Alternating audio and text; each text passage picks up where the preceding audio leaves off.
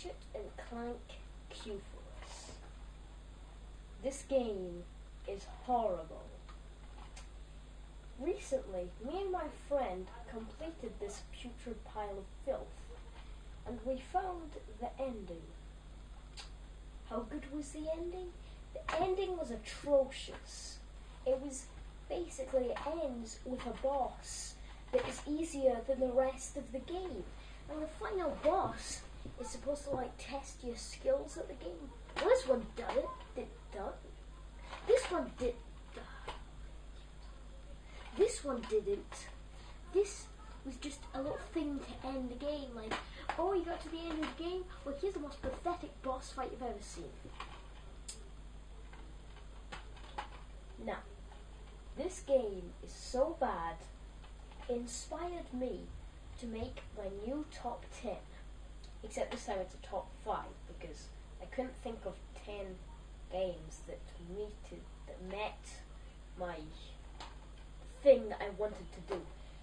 So, now, inspired by this, it is time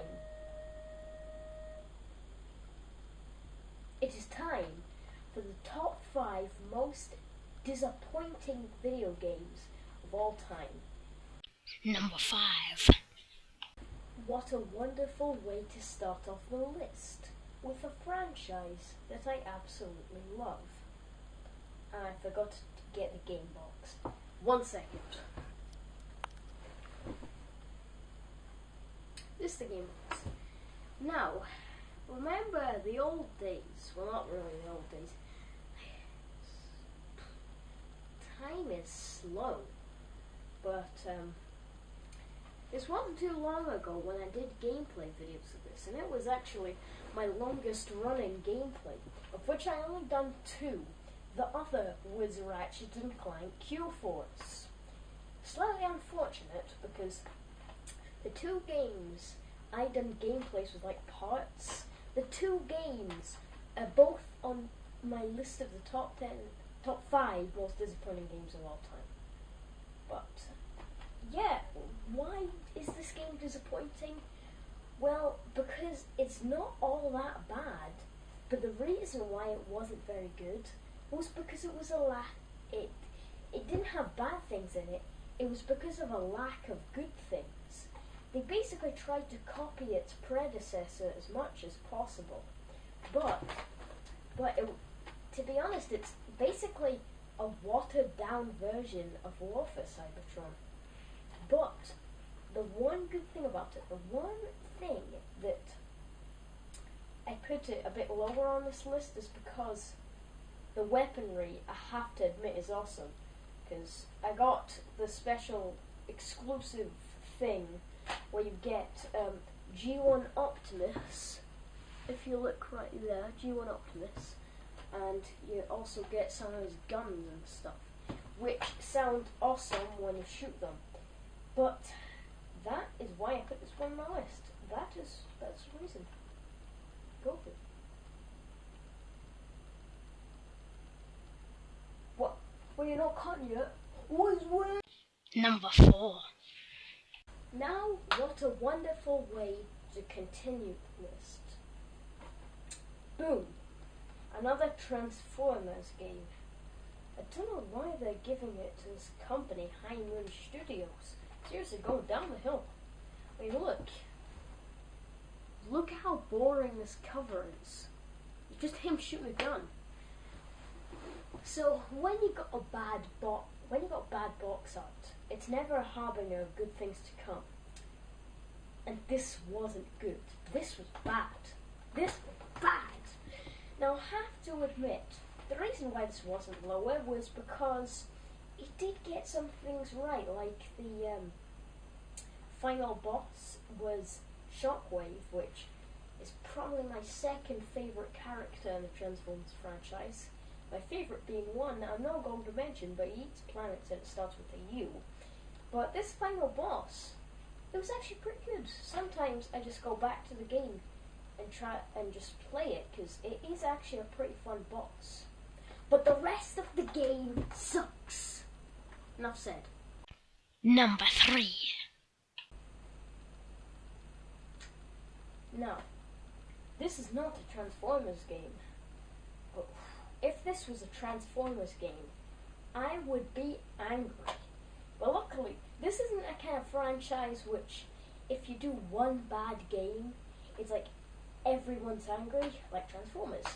But this game, I was disappointed. PlayStation All-Stars Battle Royale.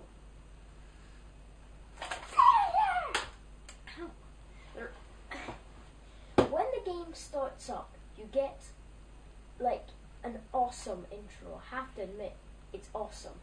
Even my friend said it was awesome. But then I said to my friend, you'll notice once you play the game that cutscene at the start is where all the budget went. All of it. And that's true because now, I don't know what to say. It's just the reason why I was disappointed is because I expected like Super Smash Bros. Brawl, or any Super Smash Bros. There. I expected basically Super Smash Bros. With PlayStation characters. I didn't get that. I got a watered down version of Sonic the Fighters, and it's not exactly watered down. It's just basically a bit worse than Sonic the Fighters, because that is not very good. That game, Sonic the Fighters, but this is worse. I mean, the graphics are good, but they didn't get the gameplay right. For one thing, a lot of people complain on this in games, but in fighters, it's essential. Up to jump. Because in this game, it's X to jump. You do that in normal games, but not fighting games. It's just... Okay. I don't know what else to say about this game, but what I'm going to do is show you my PlayStation magazine, which has a review of this just to prove my point about it.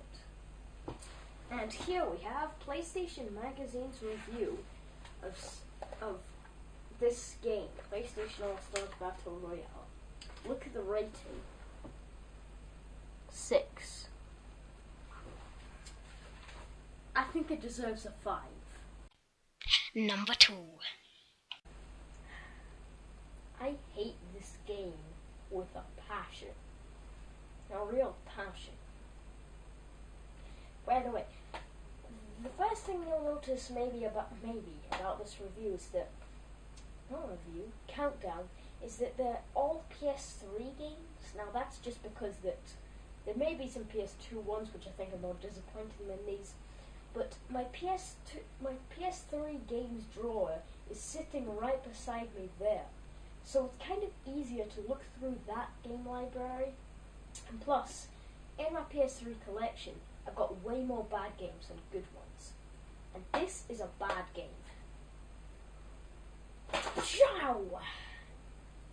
Now, some people may be thinking, Spyro? Was that ever a bad game? Well, no, it's not. I think Spyro 3, Year of the Dragon, I think it was the first game I ever played, ever.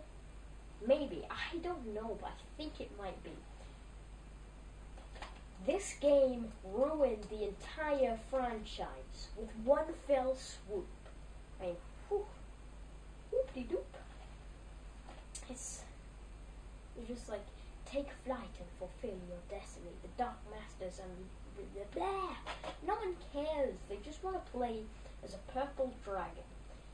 Now, some people may say, this isn't a Spyro game, it's a Legend of Spyro game. See, that fixes everything.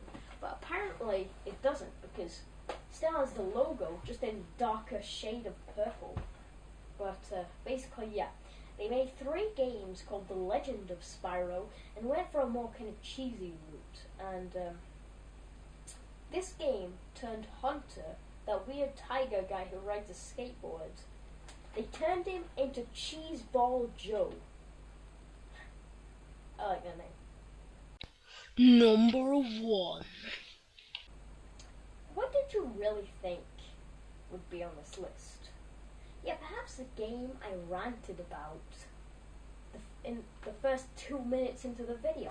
Yes, Ratchet and Clank Q4 is in my opinion, is the most disappointing game of all time.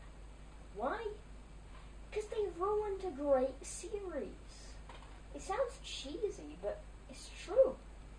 And one bad thing, right off the bat, is that the Ratchet and Clank series, they've been focusing too much on Captain Quark.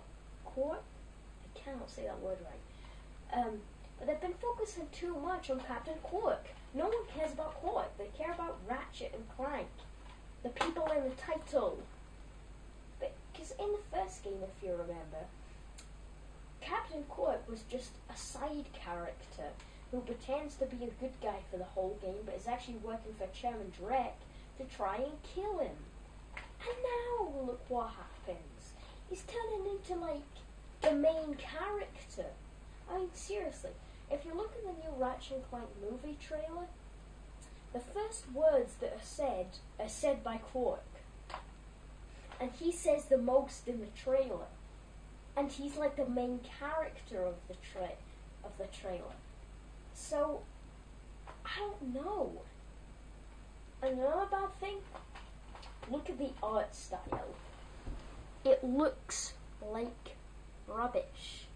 It's all cartoony, and Clank looks okay, I guess, but it's all cartoony and stuff.